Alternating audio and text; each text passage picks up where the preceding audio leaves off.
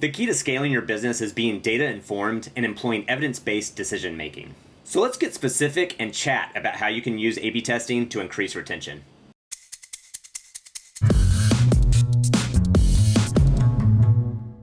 Firstly, you'll want to collect data at as many points of the funnel as possible, like on ads, landing pages, and even copy. With that data, follow it forward to see if customers who responded to A or B followed a similar customer journey.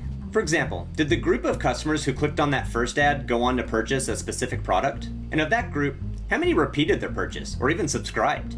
Then you can divide your customer data into cohorts. Essentially, you're grouping your customers based on behaviors and personas.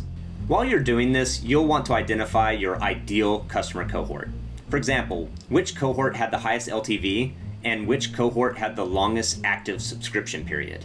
This is how you can compare what differentiates customers in your ideal cohort to those in other cohorts. For example, if your ideal cohort tends to add on a particular product to their next upcoming order, then try offering it as an upsell to a group of customers who purchased that same initial product. This data-informed strategy can help entice your customers to stay subscribed longer due to a personalized customer journey. Alrighty, so here's the recap. Implement A/B testing wherever and whenever it makes sense. Create customer cohorts based on the data, and finally, modify your strategy to reflect the data from your ideal customers. If you want to keep talking data and strategy, check out some more of our videos right here.